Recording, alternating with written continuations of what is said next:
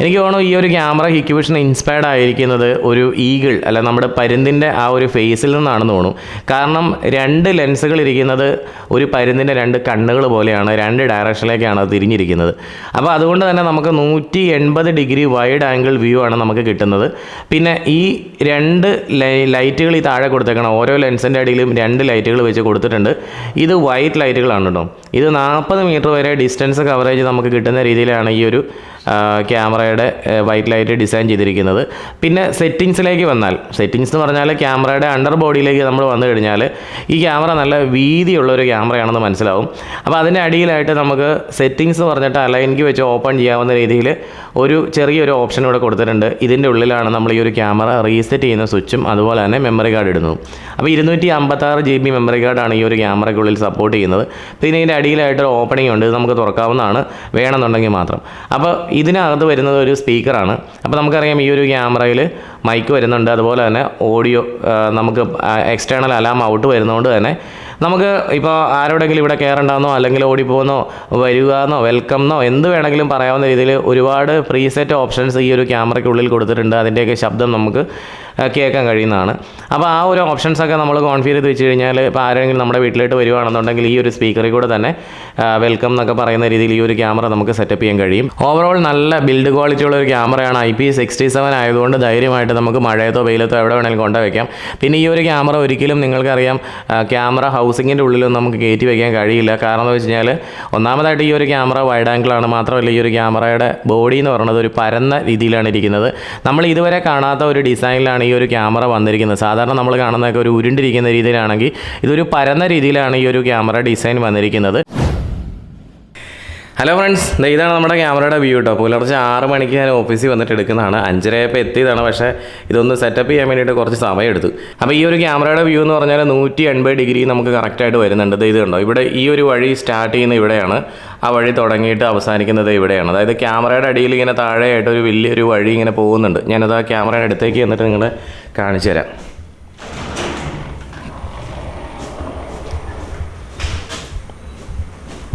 ഞാൻ ഷൂട്ട് ചെയ്യുമ്പോഴത്തേക്കും വാതിലടച്ചിടാറുണ്ട്. ഇത് കണ്ടോ, ഇതാണ് ആ ഒരു വഴി വരുന്നത്. ഇവിടെ നിന്ന് ഇങ്ങനെ വന്നിട്ട് നേരെ ആ ഒരു വഴി ഇങ്ങനെ അങ്ങോട്ട് പോവുകയാണ് കണ്ടോ. അപ്പോൾ ഈ ക്യാമറ ഞാൻ ജസ്റ്റ് ഒന്ന് ടിൽറ്റ് ചെയ്ത് കാണിച്ചു തരാം കേട്ടോ. അപ്പോൾ നമ്മുടെ സാധാരണ ഒരു ക്യാമറയിൽ ഇത്രയേ ഉള്ളൂ. അവിടെ നിന്ന് ഇങ്ങനെ വന്ന് നേരെ അപ്പുറത്തേക്കാണ് ആ ഒരു വഴി പോകുന്നത്. പക്ഷേ ക്യാമറയിൽ കണ്ടോ, ഈ ഒരു ക്യാമറയിൽ നമ്മൾ കാണുന്ന വ്യൂ എന്ന് പറഞ്ഞാൽ 180 ഡിഗ്രിയിലായിരിക്കും കണ്ടോ. അപ്പോൾ ഞാൻ ഇങ്ങോട്ടൊന്ന് തിരിച്ച് വെച്ച് കാണിച്ചു തരാം. ഓക്കെ, ഇതാണ് ഒരു സാധാരണ ഒരു വ്യൂ വരുന്നത്. പക്ഷേ 180 ഡിഗ്രിയിലാണ് ക്യാമറ കാണുന്നത്. ഇവിടെ തന്നെ എടുത്ത് വെച്ചേക്കാം. ഈ ബാക്കിയുള്ള ഓപ്ഷൻസ്, ക്യാമറയുടെ ഓപ്ഷൻസ് എന്തൊക്കെയാണെന്ന് ഞാൻ നിങ്ങളെ കാണിച്ചു തരാം. ഒരു സാധാരണ ഒരു യൂസറെ സംബന്ധിച്ച് അത്യാവശ്യമുള്ള കാര്യങ്ങൾ ജസ്റ്റ് ഞാനൊന്ന് നിങ്ങൾക്ക് പറഞ്ഞുതരാം. ഒരുപാട് ഓപ്ഷൻസ് ഉണ്ട്. കാരണം നമ്മളിപ്പോൾ കണ്ടുകൊണ്ടിരിക്കുന്നത് ഒരു ഹൈ എൻഡ് IP ക്യാമറയാണ്.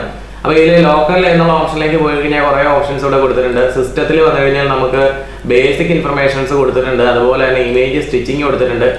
പിന്നെ നമ്മുടെ ക്യാമറ റീബൂട്ട് ചെയ്യാനും അതുപോലെ തന്നെ റീസ്റ്റോർ ചെയ്യാനുള്ള ഓപ്ഷൻസ് എല്ലാമാണ് ഈ ഒരു മെയിൻ്റനൻസ് ഓപ്ഷനിൽ കൊടുത്തേക്കുന്നത്. സെക്യൂരിറ്റി എന്ന് പറഞ്ഞ ഈ ഒരു കാര്യത്തിന് ഇക്വേഷൻ വളരെ ഇമ്പോർട്ടൻസ് കൊടുക്കുന്നുണ്ട്. അതുകൊണ്ട് തന്നെ സെക്യൂരിറ്റി ടാബിൽ ഒരുപാട് ഓപ്ഷൻസ് കൊടുത്തിട്ടുണ്ട്. പ്രത്യേകിച്ച് എടുത്ത് പറയേണ്ട ഒരു കാര്യം എന്ന് വെച്ചാൽ IP ഫിൽറ്റർ ഓപ്ഷൻസ് ആണ്. ഇപ്പം ഞാൻ ഇവിടുന്ന് ഈ ഒരു കമ്പ്യൂട്ടറിൽ നിന്നാണ് പുറത്തിരിക്കുന്ന ആ ഒരു ക്യാമറയെ ആക്സസ് ചെയ്തുകൊണ്ടിരിക്കുന്നത്. അപ്പോൾ ഇപ്പോൾ എൻ്റെ ഈ ഒരു കമ്പ്യൂട്ടറിൽ നിന്ന് ഈ ഒരു ക്യാമറയെ ആക്സസ് ചെയ്യേണ്ട എന്നുണ്ടെന്നുണ്ടെങ്കിൽ നമുക്ക് എന്ത് ചെയ്യാം, ആക്സസ് ചെയ്യേണ്ടാത്ത ലിസ്റ്റിലേക്ക് ഈ ഒരു കമ്പ്യൂട്ടറിനെ ആഡ് ചെയ്യാം. ഇനി ഈ ഒരു കമ്പ്യൂട്ടറിൽ നിന്ന് മാത്രം ആക്സസ് മതി എന്നുണ്ടെങ്കിൽ നമുക്ക് എന്ത് ചെയ്യാം, അലൗഡ് ലിസ്റ്റ് കോൺഫിഗറേഷൻ ചെയ്യാനുള്ള ഓപ്ഷൻ ഉണ്ട്. പിന്നെ അഡ്വാൻസ്ഡ് സെറ്റിംഗ്സിലേക്ക് വന്നു കഴിഞ്ഞാൽ നമുക്ക് ഇവിടെ ഇമെയിൽ സെറ്റപ്പ് നമുക്ക് ചെയ്യാൻ കഴിയുന്നുള്ളതാണ് ഏറ്റവും വലിയ പ്രത്യേകത. അതായത് ക്യാമറ എന്തെങ്കിലും മോഷൻ ഡിറ്റക്ഷനോ ഇൻട്രൂഷൻ ഡിറ്റക്ഷനോ ഒക്കെ ഡിറ്റക്ട് ചെയ്തിട്ടുണ്ടെങ്കിൽ നമുക്ക് ഇമെയിൽ അലർട്ട് വേണമെങ്കിൽ അത് നമുക്ക് കോൺഫിഗറേഷൻ ചെയ്യാനുള്ള ഓപ്ഷൻ ഇവിടെ കൊടുത്തിട്ടുണ്ട്. ഹ്യൂമൻ വെഹിക്കിൾ ക്ലാസിഫിക്കേഷൻ വെച്ചിട്ട് തന്നെയാണ് ഈ മോഷൻ ഡിറ്റക്ഷൻ വർക്ക് ചെയ്യുന്നത്. ഇപ്പോൾ ഇവിടെ നിന്ന് ഒരു മനുഷ്യനെയോ അല്ലെങ്കിൽ ഒരു വാഹനത്തെയോ ഡിറ്റക്ട് ചെയ്യണമെന്ന് നമ്മൾ സെറ്റ് ചെയ്ത് കഴിഞ്ഞാൽ അത് എവിടെ വേണമെന്ന് നമുക്കിവിടെ ഡ്രോ ചെയ്ത് തീരുമാനിക്കാനുള്ള ഓപ്ഷൻ ഇവിടെ കൊടുത്തിട്ടുണ്ട്. ഇത് കണ്ടോ, ഇങ്ങനെ നമുക്ക് ഡ്രോ ചെയ്യാൻ കഴിയും. ഞാനൊരു ഉദാഹരണം കാണിച്ചതാണ് കേട്ടോ. എന്നിട്ട് റൈറ്റ് ബട്ടൺ അടിച്ചു കഴിഞ്ഞാൽ അങ്ങോട്ട് പോയിക്കോളും. പിന്നെ എഗെയിൻ ഒരു ഡ്രോയും കൂടെ നമുക്കിവിടെ കൊടുക്കാം ഈ ഒരു ഏരിയയിൽ. അപ്പോൾ ഇവിടെ ഞാനിപ്പോൾ വരച്ചിരിക്കുന്ന ആ ഒരു ഏരിയയിൽ എന്തെങ്കിലും ഒരു ഹ്യൂമൻ ആക്ടിവിറ്റി ഉണ്ടായി കഴിഞ്ഞാൽ എനിക്ക് അലേർട്ട് വേണമെന്ന് പറഞ്ഞു കഴിഞ്ഞാൽ അതിനനുസരിച്ച് അലേർട്ട് ഉണ്ടാവും. അതിപ്പോൾ വെഹിക്കിൾ ആണെന്നുണ്ടെങ്കിൽ വെഹിക്കിളിനെ ഡിറ്റക്ട് ചെയ്യാനുള്ള കഴിവ് ഈ ഒരു ക്യാമറയ്ക്ക് ഉണ്ട്. അപ്പൊ നമുക്ക് ആ ഒരു സമയത്ത് എന്താണ് ചെയ്യേണ്ടത്, ക്യാമറ എന്താണ് നമുക്ക് വേണ്ടി ചെയ്യേണ്ടതെന്നുള്ള ഓപ്ഷൻ നമുക്ക് ഇവിടെ കൊടുക്കാൻ പറ്റും. അത് വേണമെങ്കിൽ ഇമെയിൽ അയക്കും ക്യാമറ, അല്ലെന്നുണ്ടെങ്കിൽ നമ്മുടെ ഫോണിലേക്ക് അലേർട്ട് തരും. അതാണ് നോട്ടിഫൈ സർവൈലൻസ് സെന്റർ. പിന്നെ ഇമേജ് നമുക്ക് FTP സെർവറിലേക്ക്, നമ്മുടെ ക്ലൗഡ് സെർവറിലേക്ക് അപ്ലോഡ് ചെയ്യാനുള്ള ഓപ്ഷൻ കൊടുത്തിട്ടുണ്ട്. ഇനി അതല്ലെന്നുണ്ടെങ്കിൽ മെമ്മറി കാർഡിലേക്ക് സേവ് ചെയ്യാനുള്ള ഓപ്ഷൻ ഉണ്ട്. നമ്മളിപ്പോൾ ലോക്കലായിട്ടൊരു NAS സെർവർ വെച്ചിട്ടുണ്ടെന്ന് വിചാരിക്കുക. ഇപ്പോൾ ഇതേപോലെ ഒരു കമ്പ്യൂട്ടർ നമ്മൾ വെച്ചിട്ട് അതിനകത്തൊരു NAS സെർവർ നമ്മൾ കോൺഫിഗർ ചെയ്യാം. അല്ലെങ്കിൽ നമുക്ക് എന്ത് ചെയ്യാം, ഒരു സിനോലോഗി NAS സെർവർ ഒക്കെ പോലുള്ള ഏതെങ്കിലും NAS സെർവർ ഒക്കെ വാങ്ങിച്ചു കഴിഞ്ഞാൽ ലോക്കലായിട്ടോ ഇനി വിദേശത്ത് നിങ്ങളാണെങ്കിൽ പോലും നിങ്ങളുടെ സെർവറിലേക്ക് അപ്ലോഡ് ചെയ്യാൻ വേണ്ടിയിട്ടുള്ള കാര്യങ്ങളെല്ലാം ഇവിടെ കൊടുത്തിട്ടുണ്ട്. പിന്നെ നമ്മുടെ ക്യാമറ അലാം ഫ്ലാഷ് ചെയ്യുന്ന ക്യാമറയാണ്. അതുകൊണ്ട് തന്നെ അലാം ഫ്ലാഷ് ചെയ്യണമെങ്കിൽ നമുക്ക് അത് ചെയ്യാൻ പറ്റും. ഓഡിബിൾ വേണമെങ്കിൽ അത് ചെയ്യാൻ പറ്റും. അങ്ങനെയുള്ള പല പല കാര്യങ്ങൾ നമുക്ക് ഈ ഒരു ക്യാമറയിൽ കൂടെ ചെയ്യാൻ കഴിയും കേട്ടോ. പിന്നെ നമ്മുടെ വീഡിയോ ടാമ്പറിംഗ് ഉണ്ട്. വീഡിയോ ടാമ്പറിംഗ് നിങ്ങൾക്കറിയാം, ക്യാമറ ഇപ്പോൾ ആരെങ്കിലും കൈകൊണ്ട് കുത്തിപ്പിടിക്കുകയോ ക്യാമറയിൽ എന്തെങ്കിലും ചേഞ്ചസ്, സീൻ ചേഞ്ച് ഒക്കെ വരുത്തുകയൊക്കെ ചെയ്യുകയാണെങ്കിൽ നമുക്ക് അതിനനുസരിച്ച് അലേർട്ട് വരണമെങ്കിൽ അങ്ങനെ ചെയ്യാൻ പറ്റും.